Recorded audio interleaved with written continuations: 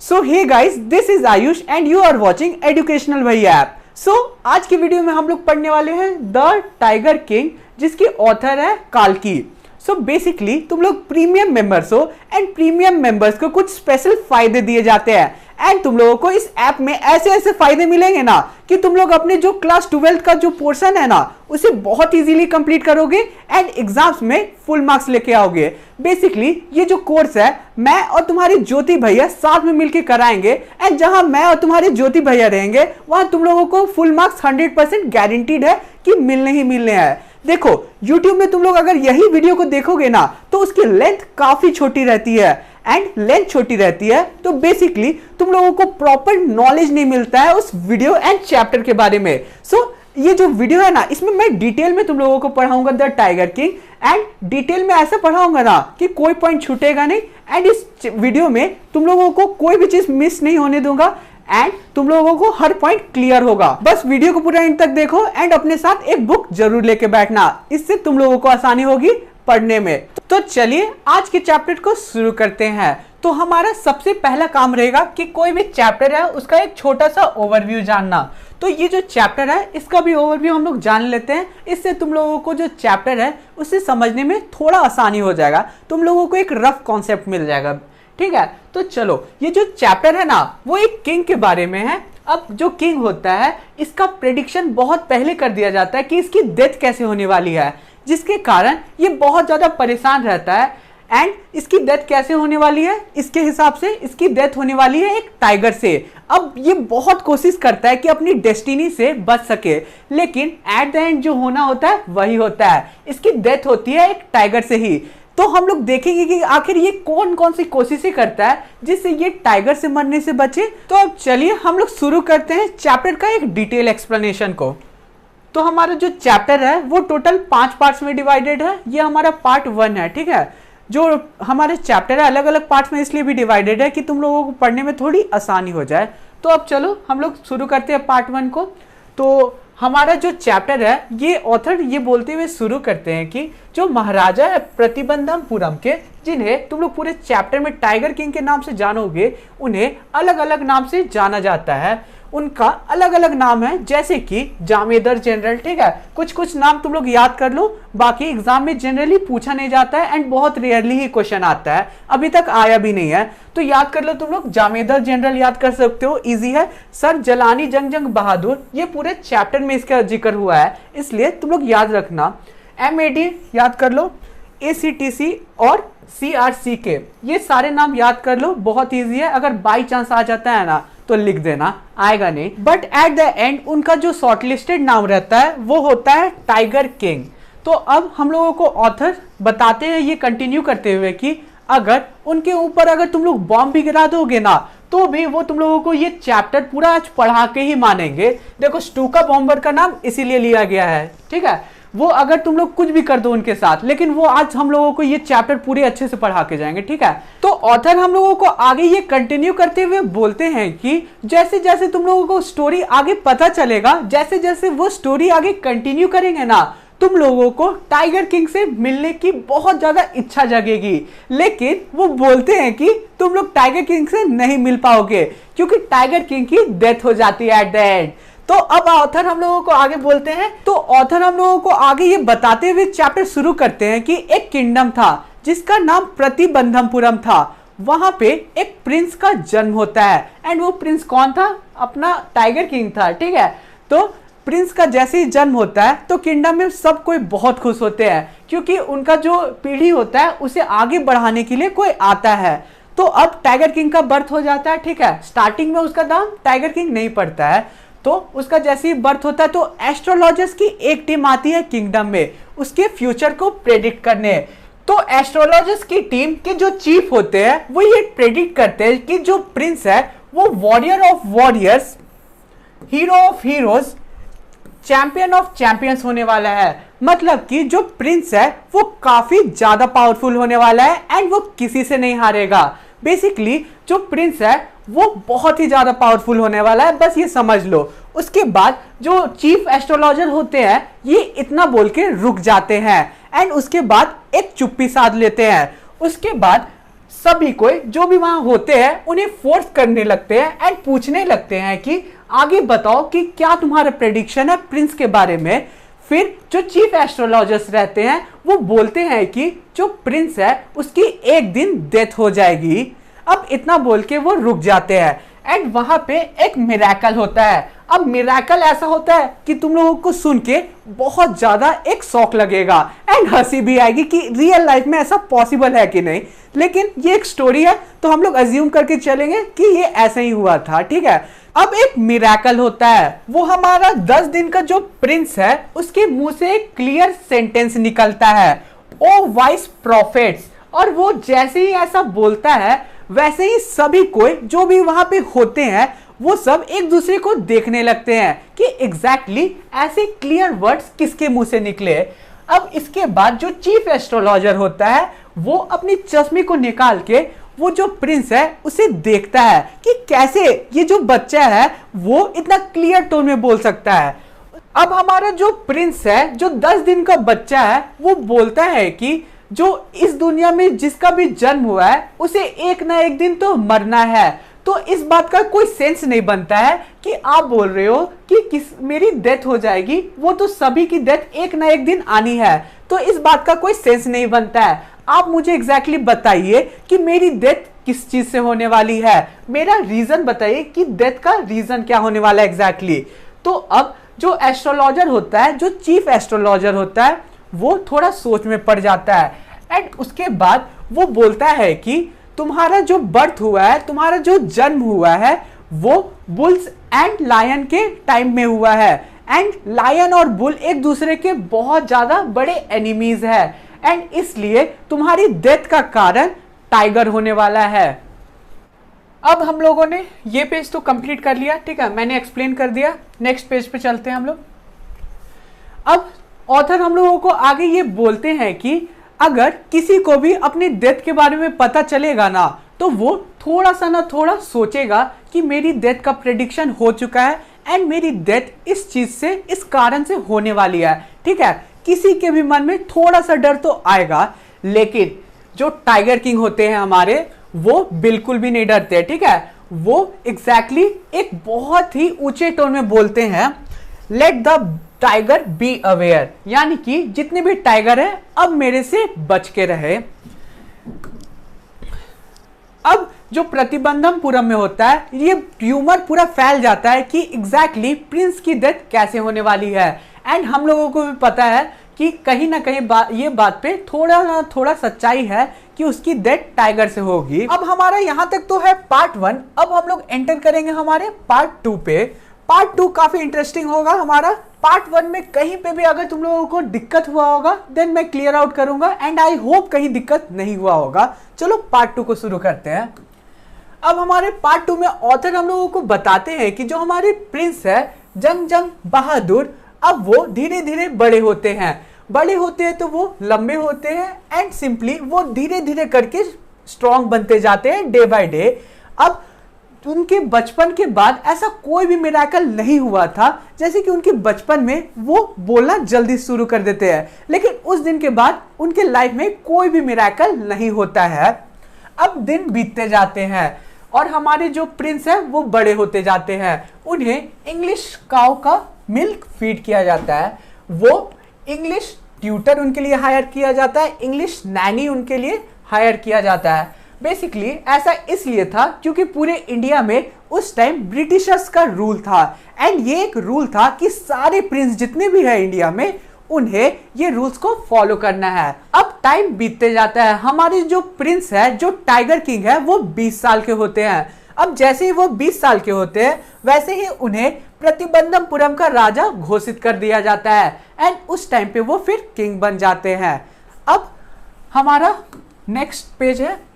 अब जैसे ही वो किंग बनते हैं वैसे ही जो जनता होती है, उनकी प्रजा होती है, वो अपने में बात करने लगते हैं कि उनका जो पहले प्रेडिक्शन हुआ था कि आखिर उनकी डेथ कैसे होगी उसके बारे में सब बात करने लगते हैं। जैसे जैसे बात थोड़ा बढ़ जाता है तो वो राजा यानी कि टाइगर किंग के कानों में पहुंचता है एंड जैसे ही टाइगर किंग के कानों में ये बात पहुंचता है वैसे ही अब वो कुछ स्टेप्स लेते हैं।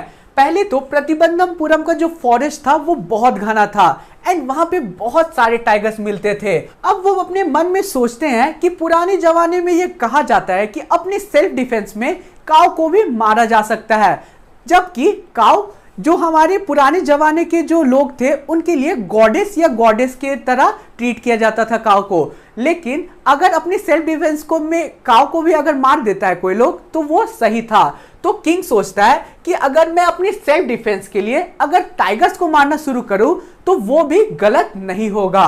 अब महाराजा ये सारी बातें सोचते हैं मन में एंड टाइगर हंट पे निकल जाते हैं एंड अपना पहला टाइगर वो मार लेते हैं। अब इसके बाद वो जो मरा हुआ टाइगर है उसे लेकर वो चीफ एस्ट्रोलॉजर के पास जाते हैं खुशी खुशी, क्योंकि उनका मानना था कि उन्होंने अब टाइगर को मार दिया है, अब उनकी डेथ नहीं हो सकती है। तो वो खुशी खुशी उसे चीफ एस्ट्रोलॉजर के पास लेकर जाते हैं। अब चीफ एस्ट्रोलॉजर के पास जाकर वो बोलते हैं व्हाट डू यू से नाउ, अब आप क्या बोलोगे। चीफ एस्ट्रोलॉजर इसका रिप्लाई करता है और बोलता है आप आराम से 99 टाइगर्स को मार लोगे एंड इतना बोल के वो रुक जाता है एक टाइम के लिए। अब आगे टाइगर किंग रिप्लाई करता है। टाइगर किंग बोलता है अगर मैं 100 टाइगर को भी मार देता हूं तो क्या करोगे तुम। उसके बाद जो चीफ एस्ट्रोलॉजर है वो कहता है अगर आप 100 टाइगर को मार लेते हो देन जितने भी मेरे बुक्स है एस्ट्रोलॉजी की उन्हें फाड़ के मैं फायर में जला दूंगा एंड उसके साथ भी मैं अपनी चोटी जो है वो भी कटवा लूंगा और एक इंश्योरेंस एजेंट बन जाऊंगा। और ऐसा वो बोल के कंटिन्यू करता है। यहां तक तो था हमारा पार्ट 2 का एक्सप्लेनेशन। आई होप तुम लोगों को पार्ट 2 काफी अच्छे से समझ आया होगा। चलो शुरू करते हैं अब हम लोग पार्ट 3 को। अब पार्ट 3 में हम लोगों का क्या होता है, जितने भी प्रतिबंधमपुरम के टाइगर्स है वो सेलिब्रेशन शुरू कर देते हैं। किस बात का सेलिब्रेशन, क्योंकि जो स्टेट है जो राजा है हमारे टाइगर किंग वो हंटिंग बैन कर देते हैं प्रतिबंधमपुरम में। अब वो रूल निकालते हैं कि अगर कोई भी इंसान के सामने अगर उनके किंगडम में टाइगर आता है तो उसके सामने वो पत्थर भी नहीं फेंक सकते हैं। अगर कोई भी ये रूल तोड़ता है तो उनकी जितनी भी वेल्थ है एंड प्रॉपर्टी है वो सीज कर दी जाएगी। ये रूल प्रतिबंधमपुरम में निकल जाता है, तब से कोई हंटिंग नहीं करता है राजा को छोड़ के। अब ऐसा बात नहीं था कि जो राजा है उन्हें इजीली आराम से वो टाइगर्स को मार लेते थे, उन्हें भी बहुत ज्यादा डिफिकल्टी कभी कभी हुआ करती थी। हमेशा उनकी जो बुलेट्स है वो सही जगह नहीं लगती थी, कभी कभी उनकी बुलेट्स मिस भी हो जाया करती थी, जिसके कारण उन्हें टाइगर से हैंड टू हैंड लड़ना पड़ता था, जिसके कारण वो कभी कभी उन्हें चोट भी लग जाती थी, लेकिन वो एट द एंड वही जीतते थे एंड सारे टाइगर्स को वो इजीली मार देते थे अगर बाय चांस बुलेट मिस भी होता था तो। अब एक टाइम ऐसा भी आता है जिसमें उनका जो किंगडम है वो डेंजर में आ जाता है। अब ऐसा कैसे होता है वो समझते हैं हम लोग। एक दिन उनके किंगडम में यानी कि टाइगर किंग के किंगडम में ब्रिटिश ऑफिसर आते हैं, ठीक है। ब्रिटिश ऑफिसर का एक शौक था एंड वो शौक क्या था, हंटिंग का। उनका शौक था कि वो हंटिंग करते हुए टाइगर्स की हंटिंग करते हुए एक फोटो लेना चाहते थे प्रतिबंधमपुरम में, जो कि टाइगर किंग को सुन के अच्छा नहीं लगा एंड वो जो ब्रिटिश ऑफिसर था उन्हें मना कर देते हैं कि आप मेरे किंगडम में चाहे बोर यानी कि सुअर मार लीजिए या फिर मच्छर मार लीजिए या है आप माउस को मार लीजिए, लेकिन मेरे किंगडम में आप टाइगर्स नहीं मार सकते हैं। वो ब्रिटिश ऑफिसर को ऐसा बोल देते हैं। उसके बाद क्या होता है, अब ब्रिटिश ऑफिसर का जो सेक्रेटरी रहता है वो दीवान को जाके ये बोलता है कि मेरे जो सर है वो बस एक फोटो क्लिक करना चाहते हैं टाइगर्स के साथ, आप केवल बस टाइगर मार लीजिए, बाकी मैं एक फोटो बस क्लिक करूंगा। ऐसा जो ब्रिटिश ऑफिसर है उसका ये कहना था किंग को। लेकिन जो हमारा टाइगर किंग है वो सोचता है कि अगर मैं अलाउ कर देता ब्रिटिश ऑफिसर को एक टाइगर की फोटो लेने का, देन और भी लोग आएंगे एंड इससे उन्हें दिक्कत होगी टाइगर्स को हंट करने में, इसलिए वो ये भी रूल को रिजेक्ट कर देते हैं एंड उनकी बात नहीं मानते हैं। अब होता क्या है इसके, अब जो महाराजा है वो एग्री नहीं करते इस रूल को, ठीक है, एग्री नहीं करते, जिसके कारण उनका जो किंगडम है वो अब खतरे में पड़ जाता है, क्योंकि ऑब्वियस सी बात है उस टाइम पे ब्रिटिशर्स का रूल था इंडिया में एंड अगर वो कभी भी कोई ब्रिटिश ऑफिसर को मना नहीं कर सकते थे एंड अगर कोई करता भी था तो उनके किंगडम में फिर खतरा मंडराने लगता था, क्योंकि सारे ब्रिटिशर्स मिलके अटैक कर दिया करते थे। तो अब होता क्या कि उनका किंगडम तो अब खतरे में पड़ जाता है। जैसे कि उन लोगों ने मना कर दिया था हमारे ब्रिटिश ऑफिसर को अपनी डिजायर को फुलफिल करने से, तो अब उनका जो किंगडम है वो डेंजर में आ जाता है, जैसा कि मैं तुम लोगों को बताया था। तो अब होता क्या है कि जो हमारे दीवान है एंड जो हमारे टाइगर किंग है वो एक दूसरे से बात करते हैं एंड सोच में पड़ जाते हैं कि कैसे वो लोग अपने किंगडम को बचा सकते हैं। तो अब वो लोग एज अ रिजल्ट ये डिसाइड करते हैं एट द लास्ट एंड फिर एक टेलीग्राम भेजते हैं। कहां आप टेलीग्राम भेजते हैं? वो भेजते हैं Telegram British company of jewellers के पास, यानी कि वो कलकत्ता में एक ज्वेलरी शॉप है ब्रिटिशर्स की, उसके पास एक टेलीग्राम भेजते हैं एंड उनसे एक्सपेंसिव डायमंड रिंग्स मांगते हैं उनके किंगडम के लिए, वो भी डिफरेंट डिजाइन्स के। तो अब नेक्स्ट हम लोगों का क्या होता है कि जो हमारे जो डिजाइन्स है डिफरेंट डायमंड रिंग्स के वो उनके किंगडम में पहुंचता है एंड फिर जैसे ही उनके पास वो रिंग्स पहुंचता है वो भेज देते हैं वो सारे डायमंड रिंग्स को उनकी वाइफ के पास, यानी कि ब्रिटिश ऑफिसर की वाइफ के पास। अप्रोक्स 50 रिंग्स उनके पास आते हैं जो कि सारे के सारे वो भेज देते हैं ब्रिटिश ऑफिसर की वाइफ के पास। अब वो लोग सोचते हैं कि जो ब्रिटिश ऑफिसर की वाइफ है वो या एक या फिर 2 रिंग चूज करके उन्हें सारे रिंग्स रिटर्न कर देगी, लेकिन यहां क्या होता है अब देखो तुम लोग, वो लोगों ने ऐसा सोच के उन्हें रिंग भेजा था 50 कि वो सेलेक्ट करेगी 2 या 3 रिंग एंड उन्हें वापस रिटर्न कर देगी बाकी के, लेकिन ऐसा नहीं होता है। उनकी वाइफ जो है वो लास्ट में एक नोट लिखती है, thank you very much for your gifts, इतना लिख के वो एक थैंक यू लेटर उन लोगों को भेज देती है एंड वो बाकी के रिंग्स यानी कि सारे के सारे रिंग्स रख लेते हैं, क्योंकि ऑब्वियसली ब्रिटिशर्स बहुत लालची हुआ करते थे, इसलिए उन्होंने ये चीज का फायदा उठाया एंड सारे रिंग्स को रख लिया। अब होता क्या नेक्स्ट हमारे, अब 2 दिन के बाद एक बिल आता है 3 लाख रुपए का उनके किंगडम में एंड फिर जो वो किंग होते हैं वो सदमे में चले जाते हैं कि इतने पैसे अब हम कहां से पे करेंगे, लेकिन वो इस बात से भी बहुत ज्यादा खुश होते हैं कि उन्होंने अपने किंगडम को लॉस्ट होने से यानी कि अपने किंगडम को बर्बाद होने से बचा लिया एंड वो अभी भी राजा रहेंगे अब अपने किंगडम के। तो ये उनकी खुशी थी कि उन्होंने अपने किंगडम को बचा लिया था। अब हमारा नेक्स्ट पार्ट है पार्ट 4। आई होप तुम लोगों को पार्ट 3 में कहीं पे भी डाउट नहीं हुआ होगा। पार्ट 4 में अब क्या होगा, टाइम हम लोगों का आगे जाएगा एंड उसके बाद जो हमारे टाइगर किंग है वो धीरे धीरे करके एक एक करके बहुत सारे टाइगर्स मार देते हैं। साल बीतते जाते हैं एंड वो टाइगर्स मारते जाते हैं एंड फिर एक टाइम ऐसा आता है कि वो 70 टाइगर मार लेते हैं एंड फिर उस टाइम क्या होता है कि जो प्रतिबंधमपुरम होता है वहां पे टाइगर्स एक्सटिंक्ट हो जाते हैं, एक भी टाइगर नहीं मिलता वहां। अब क्या पता कि सारी टाइगर्स ने या तो बर्थ कंट्रोल कर लिया या फिर वो प्रतिबंधमपुरम छोड़ के चले जाते हैं ब्रिटिशर्स के हाथों मरने। और ऐसा क्यों? क्योंकि प्रतिबंधमपुरम में एक भी टाइगर्स नहीं मिलता है। अब जो हमारे महाराजा हैं टाइगर किंग है वो दीवान को बुलवाते हैं एंड दीवान के साथ बात करते हैं। दीवान को वो बोलते हैं कि दीवान तुम्हें पता नहीं है कि अभी भी मुझे 30 टाइगर और मारने हैं, मैंने अभी तक 70 टाइगर मारे हैं। और वो अपनी गन को दीवान की तरफ पॉइंट करते हैं। अब दीवान गन को देख के डर जाता है एंड फिर वो बोलता है your majesty I am not a tiger, मैं टाइगर नहीं हूं किंग, आपने मेरी तरफ गन को क्यों पॉइंट किया है। उसके बाद टाइगर किंग बोलते हैं ऐसा कौन सा इडियट होगा जो तुम्हें टाइगर बोलेगा। अब उनके बीच ऐसा कन्वर्सेशन होता है। उसके बाद एट द एंड जो टाइगर किंग है वो बोलते हैं दीवान को कि मुझे शादी करना है। अब जैसे ही वो टाइगर किंग ऐसा बोलते हैं दीवान को कि मुझे शादी करना है, तो जो दीवान है वो फनी वे में बोलता है कि मैंने ऑलरेडी ही 2 शादी कर ली है। तो अब जो टाइगर किंग है वो बोलता है अरे बेवकूफ, मुझे तुमसे नहीं शादी करनी है। तो अब जो दीवान है वो बोलता है कि आपको मुझसे शादी नहीं करनी है तो क्या आपको टाइगर से शादी करनी है। हमारे जो पूर्वज है उन्होंने पहले स्वॉर्ड से शादी की है एंड भी डिफरेंट चीजों से शादी की है, लेकिन आज तक उन्होंने किसी भी टाइगर से शादी नहीं किया है। तो क्या आप एक टाइगर से शादी करने वाले हो? ऐसा जैसे ही दीवान बोलता है तो फिर जो हमारे टाइगर किंग हमारे जो महाराजा है वो जोर जोर से हंसने लगते हैं एंड वे बोलते हैं कि ना ही मैं एक गन से शादी करने वाला हूं, ना ही मैं कोई टाइगर से शादी करने वाला हूं।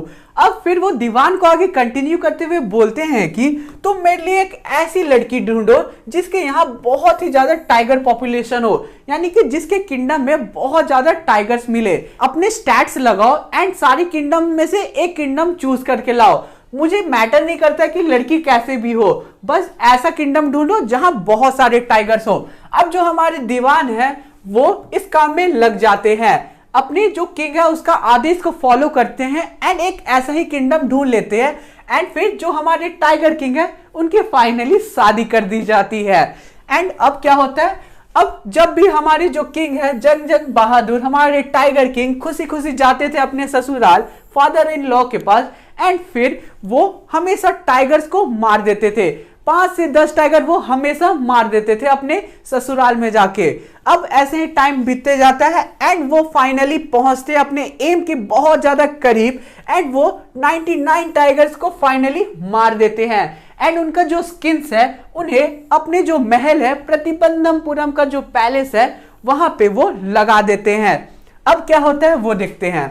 अब होता क्या है, अब हमारा पार्ट 5 आ चुका है, यानी कि हमारे चैप्टर का आखिरी पार्ट आया है। आई होप पार्ट 4 भी आप लोगों को बहुत ही अच्छे से क्लियर हुआ होगा। चलो पार्ट 5 में भी आग लगाते हैं। तो अब जो हमारे महाराजा है वो अब फिर से सदमे में चले जाते हैं। अब ऐसा क्यों होता है वो देखते हैं हम लोग। जो हमारे महाराजा है वो 99 टाइगर तो आराम से मार लेते हैं, लेकिन उनके फादर इन लॉ यानी कि उनके ससुराल में भी सारे जो टाइगर्स है वो खत्म हो जाते हैं, यानी एक्सटिंक्ट हो जाते हैं। अब वो बहुत ही अच्छे से बहुत ही दिन रात करके एक टाइगर ढूंढने की कोशिश करते हैं। वो टाइगर सब जगह ढूंढते हैं अपने किंगडम में, लेकिन एक भी टाइगर्स उन्हें ना ही अपने फादर इन लॉ के किंगडम में मिलता है ना ही अपने किंगडम में मिलता है। अब आखिरी टाइगर को ढूंढना लगभग में इम्पॉसिबल हो गया था। वो लोग बहुत ज्यादा लोकेट करने की कोशिश कर रहे थे पूरे किंगडम में कि उन्हें टाइगर मिले आखिरी, लेकिन उन्हें टाइगर कहीं नहीं मिल रहा था। अब जो टाइगर किंग है वो भी सोचता है कि उसे तो आखिरी टाइगर चाहिए, उसके बाद तो उसका जो प्रॉमिस है उनका जो वो है वो कंप्लीट हो जाएगा, वो चैलेंज जीत जाएंगे एंड उसके बाद वो आराम से अपनी जिंदगी एंजॉय कर सकते थे।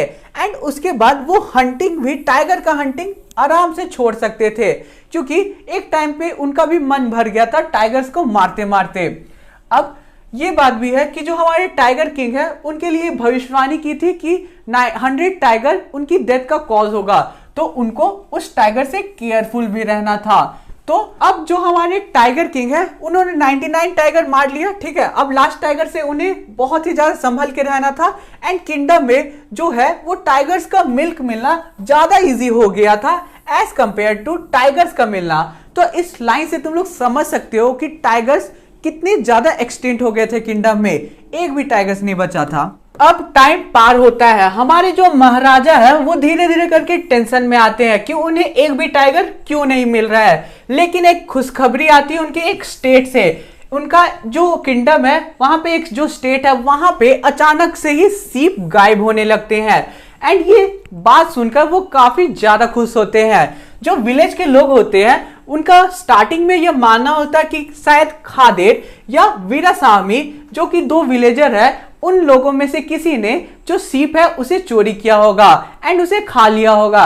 लेकिन बाद में सब मिलके ये सोचते हैं, डिसाइड करते हैं कि ये काम टाइगर का है, कोई टाइगर जो है वो हमारे सीप्स को ले जा रहा है एंड खा रहा है। अब ये बात सुन के जो हमारे महाराजा है, हमारे जो किंग है वो बहुत ज्यादा खुश हो जाते हैं एंड खुशी के मारे वो 3 साल का जो टैक्स रहता है वो विलेज को टैक्स फ्री कर देते हैं। 3 साल तक वो टैक्स फ्री कर देते हैं उस पर्टिकुलर विलेज को और फिर हंटिंग पे निकल जाते हैं कि शायद उन्हें वो टाइगर मिल जाए। अब वो हंटिंग पे तो चले जाते हैं लेकिन उनके हाथ कुछ भी नहीं आता है। वो बहुत देर हंट करते हैं, वो बहुत देर फॉरेस्ट में बिताते हैं, लेकिन कोई भी टाइगर नहीं मिलता है, जिसके कारण वो अपने बहुत सारे सर्वेंट को गुस्से में निकाल भी देते हैं। अब धीरे धीरे एक दिन क्या होता है वो देखो। एक दिन उनका जो टेम्पर है वो बहुत ज्यादा बढ़ जाता है एंड वो टेम्पर इतना ज्यादा बढ़ जाता है कि वो ऑर्डर कर देते हैं अपने दीवान को कि जो टैक्स है उसे डबल कर दो तुम विलेजर्स के लिए। अब ये सुन के जो दीवान है वो भी सोच में पड़ जाता है एंड वो स्टेटमेंट देता है कि ऐसा मत कीजिए, अगर आप ऐसा करेंगे तो जो हमारा स्टेट है वो इंडियन नेशनल कांग्रेस के हाथ में भी जा सकता है। जैसे ही दीवान ये बात बोलता है वैसे ही किंग जो है गुस्से में बोलते हैं कि तुम अपने पोस्ट से रिजाइन दे सकते हो। अब फिर हमारा आगे का चैप्टर में ये बताया गया कि जो दीवान है अब अपने घर जाता है टेंशन में कि महाराजा जो है वो अब बहुत ही गुस्से में रहते हैं एंड गुस्से में वो रहते हैं तो दीवान को उनका गुस्सा मोस्टली झेलना पड़ता था, जिसके कारण अब वो डिसाइड करता है, दीवान डिसाइड करता है कि वो अब जाएगा people's park and people's park से वो एक टाइगर लाएगा। पीपल्स पार्क कहाँ है याद रखना, मद्रास में है, ठीक है। पीपल्स पार्क अब जाके वो मद्रास से एक टाइगर उठा के लाता है। अब मिडनाइट का टाइम होता है, जो हमारे सभी कोई जो किंगडम में है वो पीस से सो रहे होते हैं। दीवान एंड उसकी एजेड वाइफ निकलती है अब एक ड्राइव पे। ड्राइव में अकेले वो लोग नहीं निकलते हैं, वो टाइगर को साथ में निकलते हैं लेके, जो उन्होंने पीपल्स पार्क से मंगवाया था। अब वो लोग कार में उस टाइगर को रखते हैं एंड फॉरेस्ट की तरफ निकल जाते हैं, जहां पे जो टाइगर किंग है वो जनरली जाया करते थे हंटिंग पे। तो वो जाते हैं उस टाइगर को लेके सीट के पीछे। अब वो जैसे ही फॉरेस्ट पहुंचते हैं वैसे ही टाइगर कार से निकलता ही नहीं है, वो सत्याग्रह पे बैठ जाता है। मतलब टाइगर को कार से निकलने का मन नहीं करता है, लेकिन दीवान बहुत कोशिशों के बाद टाइगर को कार से निकाल देता है एंड फिर वो लोग फॉरेस्ट में उस टाइगर को छोड़ के निकल पड़ते हैं। अब हमारा नेक्स्ट डे का टाइम आता है, ठीक है। अब नेक्स्ट डे होता क्या है कि जो हमारे किंग है वो फिर से हंटिंग पे निकलते हैं। हंटिंग पे जैसे ही वो निकलते हैं उस फॉरेस्ट में तो वो वही टाइगर को देख लेते हैं, उसके तरफ केयरफुली एम करते हैं एंड फिर वो उसे शूट डाउन कर देते हैं। अब जैसे ही वो उसे मारते हैं वो बोलते हैं I have killed the 100 tiger. Finally जो हमारे टाइगर किंग है वो 100 टाइगर्स मार देते हैं। अब वो बोलते हैं कि मेरा जो वो है वो कंप्लीट होता है, मैं चैलेंज जीत जाता हूं। अब वो ऐसा बोल के बहुत ही खुशी खुशी अपने पैलेस की तरफ निकल पड़ते हैं। अब जो शूटर्स थे, जो हंटर्स थे हमारे राजा के साथ, वो उन्हें ऑर्डर करते हैं, यानी कि महाराजा उन्हें ऑर्डर करते हैं कि ये जो टाइगर है जिसे मैंने शूट डाउन किया है इसे एक ग्रैंड प्रोसेशन में लाओ मेरे कैपिटल में। तो अब उसी की तैयारी में जो हंटर्स है जो महाराजा के साथ रहा करते थे वो उस टाइगर के पास जाते हैं। अब जैसे ही वो टाइगर के पास जाते हैं, उसके क्लोज जाते हैं, तब वो देखते हैं कि जो टाइगर है वो मरा ही नहीं है। वो टाइगर इतना बूढ़ा था कि उसने गोली की आवाज सुनकर ही वो बेहोश हो जाता है एंड वो फेंट होता है, वो मरता नहीं है एग्जैक्टली। यानी कि देख लो अभी तक 100 टाइगर जिंदा है। अब जो हमारे हंटर्स है वो महान थे, वो इस डर से कि कहीं राजा उसे उन लोगों को निकाल ना दे उनके जॉब से, इस डर से वो लोग गन उठाते हैं एंड थोड़ा दूर जाते हैं एंड उस टाइगर को मार देते हैं। अब होता क्या है, वो लोग तो टाइगर को मार देते हैं, उसके बाद वो लोग जिस टाइगर को मारते हैं, यानी कि जो टाइगर्स हंटर्स मारते हैं, वही उसी का ग्रैंड प्रोसेशन लेके वो कैपिटल पहुंचते हैं एंड कैपिटल जैसे ही वो पहुंचते हैं देन बहुत ही बड़ा सेलिब्रेशन होता है, ठीक है। एंड उसके बाद वो जो टाइगर है उसे बरी कर दिया जाता है, एक टॉम्ब में बरी कर दिया जाता है। अब कुछ दिन बाद जो महाराजा है हमारे, जो टाइगर किंग है, उनके बेटे का 3rd बर्थडे आता है। इतने दिनों से जो टाइगर किंग है वो अपने बेटे पे बिल्कुल भी फोकस नहीं कर पाते हैं, तो अब वो डिसाइड करते हैं कि कुछ टाइम अब वो अपने बेटे के साथ बिताएंगे। इसलिए वो डिसाइड करते हैं कि इस बर्थडे वो अपने बेटे को कुछ अच्छा प्रेजेंट देना चाहते थे। इसलिए वो अब प्रतिबंधपुरम के मार्केट पहुंचते हैं।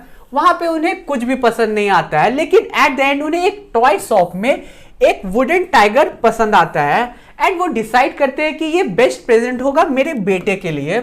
अब वो जो वुडन टाइगर था वो कॉस्ट करता था सिर्फ 2 एनस एंड अ क्वार्टर, यानी कि बहुत कम प्राइस का वो जो टाइगर था वो था। लेकिन जो शॉपकीपर था वो सोचता है कि अगर टाइगर किंग को ये जो टॉय है ये बहुत ज्यादा पसंद आ गया है एंड मैं बोल दूंगा कि इसका कॉस्ट बहुत ज्यादा कम है, तो उसे बुरा लग सकता है एंड इसके लिए वो जेल भी भेज सकते हैं उन्हें। इसलिए जो शॉपकीपर है वो बोलता है कि your majesty this is an extremely rare example of craftsman a bargain at 300 rupee. यानी कि वो टाइगर किंग को बोलता है कि ये एक बहुत ही प्रीसियस सा टॉय है एंड इसका कॉस्ट अप्रोक्स 300 रुपीज है। यानी कि उसका रेट वो बहुत ज्यादा हाई करके बता देता है एंड उसके बारे में बहुत ज्यादा तारीफ भी कर देता है। अब वो बोलते हैं कि बहुत अच्छी बात है, यानी कि टाइगर किंग खुश हो जाते हैं इस बात को सुन के एंड फिर वो बोलते हैं कि ये जो टॉय है ये गिफ्ट होगा तुम्हारी तरफ से इस किंगडम के प्रिंस के लिए, ठीक है। अब इतना बोल के वो उस वुडन टॉय को लेके चले जाते हैं एंड अपने बेटे को गिफ्ट कर देते हैं। अब क्या होता है, अब ये बात भी तुम लोग याद रखना कि 100 टाइगर अभी भी जिंदा है, ठीक है। अब वो टाइगर कहीं ये भी हो सकता है, ठीक है। अब देखो क्या होता है, अब जो हमारा वुडन टाइगर है वो अच्छे से फिनिश नहीं था, कारपेंटर ने उन्हें अच्छे से फिनिश नहीं किया था उस टॉय को। तो होता क्या है कि जब टाइगर किंग उसके साथ अपने बेटे के साथ खेल रहे होते हैं बहुत टाइम तक, देन एक कांटा टाइगर किंग के हाथों में चुभ जाता है। अब उस टाइम उन्हें कोई फर्क नहीं पड़ता है, ठीक है। उनके राइट हैंड में वो कांटा चुभता है एंड फिर वो लेफ्ट हैंड से उसे निकाल के फेंक देते हैं। अब क्या होता है हम लोग देखते हैं, देखते रहना तुम लोग भी।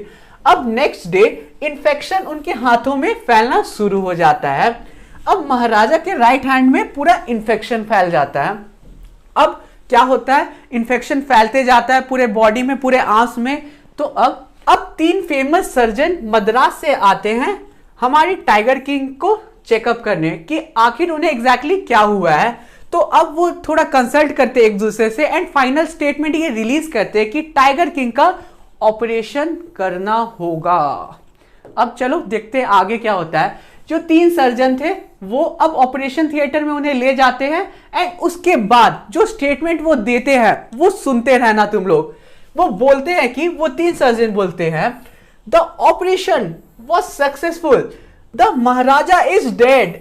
सुन रहे हो ना, ऑपरेशन सक्सेसफुल हो गया है, महाराजा अब मर चुके हैं, यानी कि टाइगर किंग की डेथ हो चुकी है, ये वो सर्जन बोलते हैं। तो अब इसी तरह जो हमारे टाइगर किंग है उसकी डेथ होती है एंड जो भविष्यवाणी की थी स्टोरी के स्टार्टिंग में वो भी सही होता है। सो आई होप तुम लोगों को पूरा चैप्टर बहुत ही अच्छे से समझ आ गया होगा। इधर थोड़ा लाइट का इशू चल रहा है इसलिए मैनेज कर लेना अगर कहीं कहीं कट होगा वीडियो में। तो चलो ध्यान रखो तुम लोग, तब तक मिलते किसी और वीडियो में। Thanks for watching the video.